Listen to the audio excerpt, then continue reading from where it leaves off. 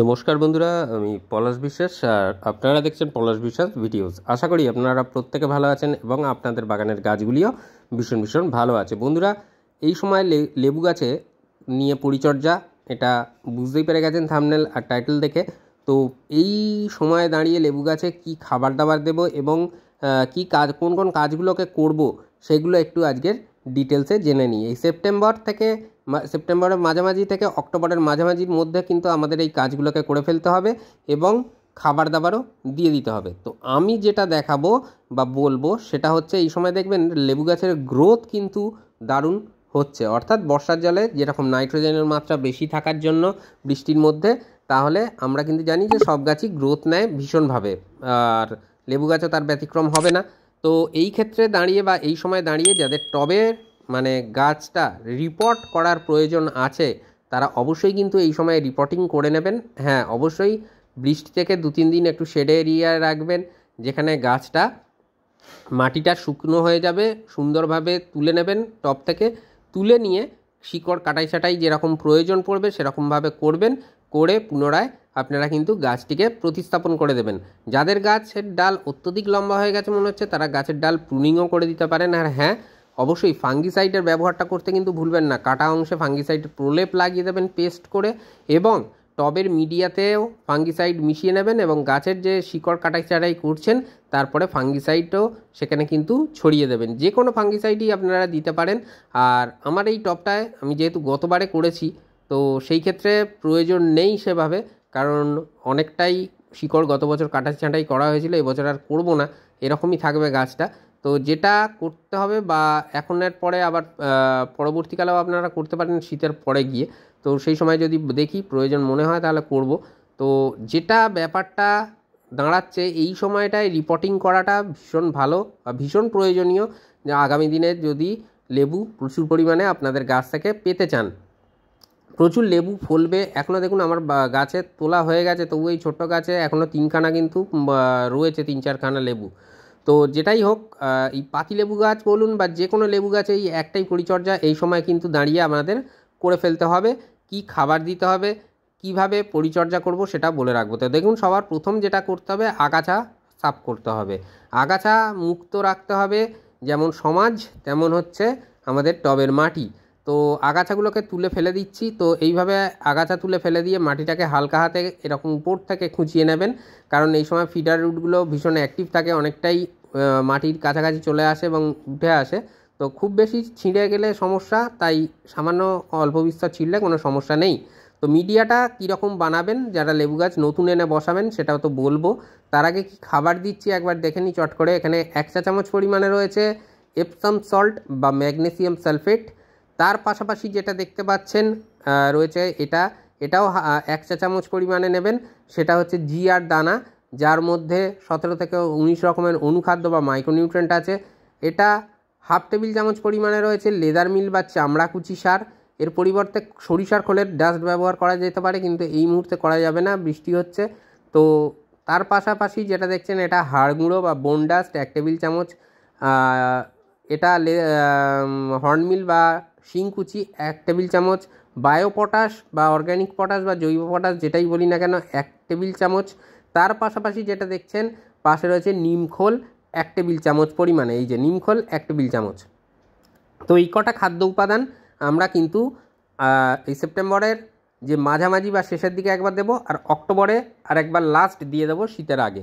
তো সেই যে খাবার দাবার দেওয়ার ব্যবস্থাপনা, সেটা এখনই আমি দেখিয়ে দিচ্ছি। এই সেপ্টেম্বর অক্টোবর মাস জুড়ে এই পরিচর্যাটা মাঝামাঝি অক্টোবরের যদি করতে পারেন, সেপ্টেম্বরের এই মাঝামাঝি থেকে, তাহলে ভীষণ ভালো কাজ হবে। যেমন রিপোর্টিং এবং ডালের কাটাই ছাঁটাই, তারপর এই রকম টবের মাটিতে খাদ্য প্রদান। যে খাবারটা দেখালাম এই খাবারটাই 15 দিন পরে পুনরায় দেবেন। তো এখন এই খাবারটা দিয়ে দিতে পারলে আপনার গাছ কিন্তু শীতের আগে যথেষ্ট খাদ্য সঞ্চয় করে নিতে পারবে, এবং তারপরে যখন শীতকালে ডরমেন্সির দিকে চলে যায়, তো সেই ক্ষেত্রে তখন হয়তো নেবে না তো খাবার, কিন্তু মাটির মধ্যে খাবার তৈরি হয়ে থাকবে। যখনই তার শীত ঘুম ভাঙবে, তারপরেই কিন্তু সে খাদ্যটাকে গ্রহণ করলেই প্রচুর পরিমাণে ফুল এবং লেবু আপনার গাছ আপনাকে উপহার দেবে। তো এই যে খাবারটা দেখছেন, এটা দিয়ে দিচ্ছি টবের মিডিয়ার মধ্যে, এবং টবের মাটিতে দেওয়ার পরে আমরা যেটা করব সেটা হচ্ছে মাটিটাকে ভালো করে মিশিয়ে নেব খাবারটার সাথে এবং তারপরে স্বল্প পরিমাণে প্রয়োজন মতো জল দেব, ভরপুর জল দেব না, কারণ এখন মাঝে মাঝেই বৃষ্টি হচ্ছে। তো সেই ক্ষেত্রে ভরপুর জল দেওয়ার কোনো প্রয়োজন নেই, জাস্ট যেটুকুনি প্রয়োজন সেটুকু জলই আমরা কিন্তু প্রদান করতে পারি আমাদের লেবু গাছে। লেবু গাছে প্রচুর পরিমাণে লেবু আমরা পেতে চাই এবং হয়ও। তো এই যে খাবারের ব্যবস্থাপনা এটা প্রয়োজন, কারণ মাটিতে থাকলে এতটা দরকার পড়ে না। মাটিতে থাকলে শিকড়ের অবাধ বিচরণের জন্য যেখান থেকে পারে গাছ কিন্তু খাবার সংগ্রহ করে নেয়। মাটি বলতে আমি জমির কথা বলছি। আর টবের মধ্যে সীমিত জায়গা, তাই খাদ্য আমাদের প্রদান করতে হবে, সেটা গাছের পাতায় হোক বা টবের মাটিতে হোক। এই যে খাবারটা দেওয়া হলো টবের মাটিতে, তার থেকে ঠিক 1 সপ্তাহ পরে আপনারা হিউমিক অ্যাসিড নিয়ে টবের মিডিয়ায় দিয়ে দেবেন। খাদ্য কণাগুলো দ্রুততার সাথে ভাঙবে এবং গাছ কিন্তু সেই খাবারগুলোকে দ্রুততার সাথে গ্রহণ করবে, গাছের শিকড় ভালো থাকবে, সর্বোপরি গাছের স্বাস্থ্য ভালো হবে। তো হিউমিক অ্যাসিড কতটা দেবেন? 1 লিটার জলে 1 থেকে 1.5 ml নেবেন। লিকুইড ফর্মেশনে যাদের কাছে আছে, যাদের কাছে ডাস্ট ফর্মেশনে আছে 1 চা চামচ নেবেন 1 লিটার জলে, টেবিল চামচ নয়, 1 চা চামচ। সেটা নিয়ে গুলে গেলে আপনারা তার থেকে 250 থেকে 300 ml জল নিয়ে বা তরল সারটা নিয়ে টবের মিডিয়ায় প্রদান করে দেবেন। এই কাজটা আপনাদেরকে কিন্তু করতে হবে। এর পাশাপাশি যদি কোনো সবজির খোলা পচানো জল বা পেঁয়াজ আলু খোসার জল ইত্যাদি দিতে চান, যে কোনো তরল সার সপ্তাহে 2 বার দেবেন এবং সেটা মধ্যে ব্যবধান থাকবে 2 থেকে 3 দিনের। তো তার মাঝেই আপনাকে কিন্তু প্রদান করে ফেলতে হবে। তো বন্ধুরা, যেটা বলবো যে লেবু প্রচুর পরিমাণে পাবো গাছ থেকে, লেবু খাবো এবং অবশ্যই বাগানপ্রেমী বন্ধু যারা আছে আশেপাশের প্রতিবেশী তাদেরকে দেব। তো এই পরিচর্যা করতে হবে। আর মিরাকুলান বা যে কোনো পিজিআর একটা গাছের পাতায় স্প্রে করবেন। লেবু গাছের যে ট্রাইকন্টানাল যে ফ্যাটি অ্যাসিড গ্রন্থি আছে সেটা অনেক সময় কাজ করা বন্ধ হয়ে যায় বা বন্ধ করে দেয়। তো সেটাকে এই ট্রাইকোনাল যে ফ্যাটি অ্যাসিড গ্রন্থি সেটাকে উদ্দীপ্ত করতে ভীষণভাবে সাহায্য করে এই মিরাকুলান বা যে কোনো পিজিআর কম বেশি করে থাকে। তো সেই ক্ষেত্রে এটাকে আপনাদের প্রয়োগ করতে হবে।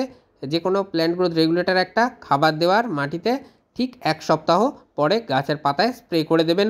আর যারা মিরাকুলান করবেন তারা 1 লিটার জলে 1 ml নেবেন বা 20 ফোঁটা নেবেন, নিয়ে গাছের পাতায় স্প্রে করবেন। আর স্প্রে করার পর একটা জিনিস মাথায় রাখবেন, স্প্রে করার পর অন্তত গাছটি যেন ঘন্টা 3 বা ঘন্টা 4 বৃষ্টির জলে না ভেজে। এটা যে কোনো ফোলিয়ার স্প্রে গাছের পাতায় করলেই এই জিনিসটা করবেন, সেটা কীটনাশক হোক, সেটা ফাঙ্গিসাইড হোক, সেটা এরকম অনুখাদ্য হোক বা এরকম পিজিআর হোক, যেটাই হোক না কেন গাছের পাতায় স্প্রে করার পর গাছটিকে বৃষ্টি থেকে রক্ষা করবেন, মানে ঘন্টা 3-4।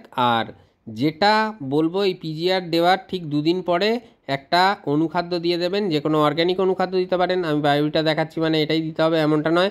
আপনারা অল ইন গোল্ড সুপার বা সাগরিকা এরকম যে কোনো একটা মাইক্রোনিউট্রিয়েন্ট গাছের পাতায় স্প্রে করবেন, কারণ গাছে ফুল আনতে গেলে, ফল আনতে গেলে এই অনুখাদ্যগুলোর কিন্তু প্রয়োজন আছে।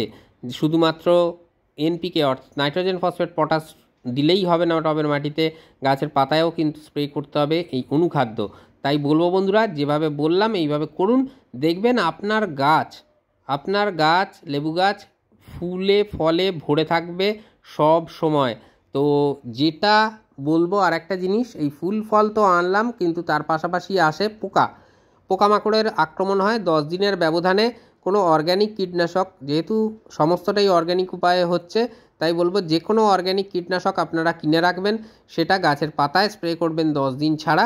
তাহলে দেখবেন গাছের পাতায় কোনো ধরনের বা গাছের মধ্যে কোনো ধরনের পোকামাকড়ের আবির্ভাব ঘটছে না। তো এইভাবে কেয়ার করুন, দেখবেন আমার মনে হয় লেবু গাছ নিয়ে কোনো আর দুশ্চিন্তা থাকবে না। আপনার লেবু গাছ ফুলে ফলে ভরে থাকবে, গাছ সুস্থ সবল থাকবে। আগামী দিনে ফুল আনতে প্রচুর পরিমাণে লেবু গাছে এবং ফল গুটি ধরাতে অবশ্যই এই খাবারগুলো দিন। আর পরপর কেয়ার আসতে থাকবে, চিন্তা করবেন না, আপনার লেবু গাছে ফলবে লেবু প্রচুর পরিমাণে, এটা বলে দিলাম। আর আপনাদের কাছে অনুরোধ যে প্রতিদিন সন্ধ্যে 6টায় বাগান সংক্রান্ত ভিডিও আসে, তাই নতুন ভিউয়ার্সদের অনুরোধ করব সাবস্ক্রাইব করার জন্য, যাতে যেটা অনুপ্রেরণা যোগায় আমায় আগামী দিনে ভিডিও বানানোর জন্য। আর সবার মাঝে শেয়ার করে দিন, যাতে সহজে সবাই মিলে সুন্দরভাবে আমরা বাগানটাকে করতে পারি। প্রত্যেক দিন যাতে গাছগুলোকে দেখে মন আমাদের চির সবুজ থাকে। তো আজকের মতো এ পর্যন্তই বন্ধুরা, আবার আসছি আগামীকাল ঠিক সন্ধ্যে 6টায়। ততক্ষণ সকলে সুস্থ থাকুন, ভালো থাকুন, প্রচুর পরিমাণে গাছ লাগানোর পাশাপাশি দেখতে থাকুন পলাশ বিশ্বাস ভিডিওস। খুব ভালো থাকবেন বন্ধুরা, সকলে সুস্থ থাকবেন আর অজস্র গাছ করতে থাকুন। খুব ভালো থাকবেন। নমস্কার বন্ধুরা।